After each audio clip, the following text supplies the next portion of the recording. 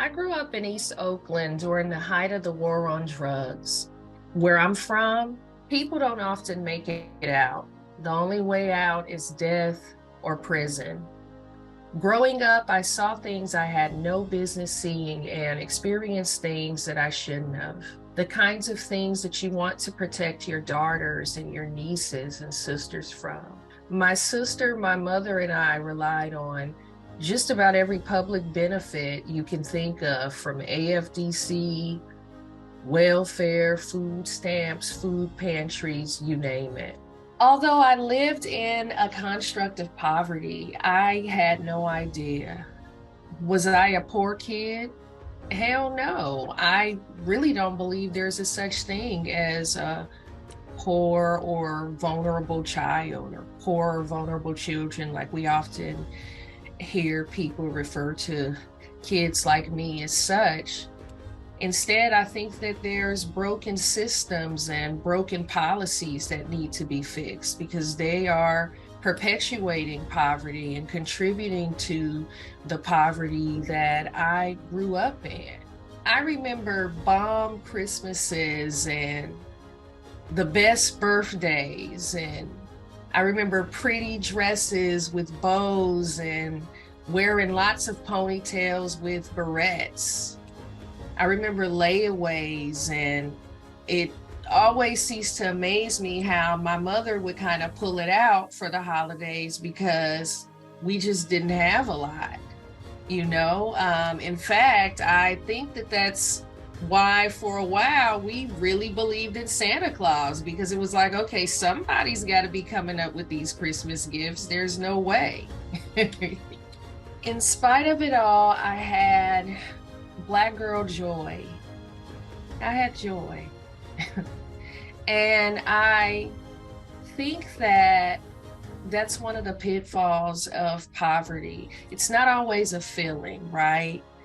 It's not always apparent what all you really lack, right? We didn't feel poor growing up, my little sister and I. In fact, when I look back over my life and think about those things that poverty really took away from us, it's those intangibles, right? It's like we didn't have a mother at home during those critical evening hours helping with homework and preparing meals at times, because instead my mother was working a minimum wage job trying to make $1 out of 15 cents to provide for us. And it's because of those intangibles that I often say that poverty is a thief. You know, it took my mother away from us in those evening hours when we wanted to be nurtured and protected, if you will. The fact of the matter is, while my mother was at work and working long hours at the post office, I was responsible for my sister, preparing her meals and helping with homework, combing her hair, putting her to bed. And I literally shed a tear about 6 months ago when she and I were talking, and she says, you know what, sis, I often tell people I feel so bad because my sister didn't have a childhood because she had to take care of me and provide for me in my mother's absence. And that's the reality for a lot of children living in a construct of poverty. They don't get to be kids and worry-free and carefree. You know, they're always having to be vigilant and responsible for others because it takes that amount of effort to take care of the family and provide for the family. There's nothing you can tell me about living in poverty. I lived there. There's nothing you can tell me about its risk factors, whether we're talking about run-ins with the juvenile justice system. I was there. Teen pregnancy, I was there. I experienced it. Sexual assaults, I experienced it. Homelessness, I experienced it, and I survived by the grace of God. And as a result of my upbringing, of all of these experiences, I have deep compassion and empathy for people like me living in a construct of poverty, trying to make it day to day. And it's been my life's work, and will continue to be until I go home to be with the Lord, to help people like me get free. So I started my firm, Kia Croom Fundraising and Philanthropy, to help nonprofits improve social outcomes for Black and Brown people and communities. It's just that simple. To improve quality of life for Black and Brown people. We work with agencies fighting the byproducts of structural racism, poverty, agencies fighting education inequity, STEM inequity, mass incarceration, health equity, homelessness, you name it. We're in pursuit of racial justice for Black and Brown people, and hence we work with Black and Brown serving nonprofits, those agencies that are on the front lines, really working to improve outcomes for those historically marginalized communities. Kia Croom Fundraising and Philanthropy is the inclusive fundraising firm owned and operated by Black women to benefit Black and Brown people. When I created Kia Croom Fundraising and Philanthropy, I created the fundraising firm that I couldn't find, one that centers on inclusion and narrative change for Black and Brown people, one that elevates Black voices and reproves racist and broken systems that continue to marginalize them to this day.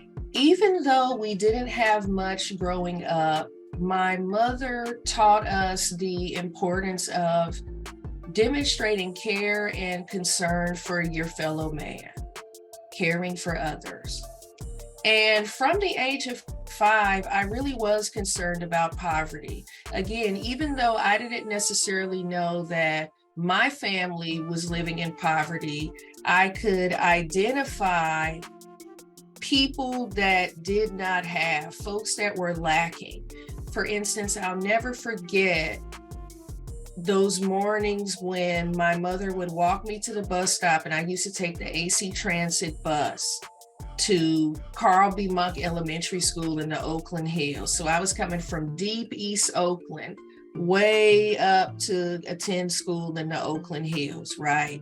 And on one of our morning walks to the bus stop, there was a man sprawled out on a pallet on the ground.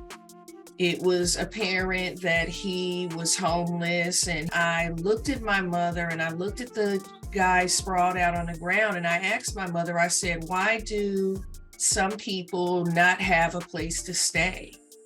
Why do folks live outdoors? And my mother explained to me the way that one explains homelessness to a 5-year-old child, by simply explaining the theory of the haves and have-nots. Some people have, some people don't, right? And how it's the responsibility of those that do have to help the less fortunate. To whom much is given, much is required.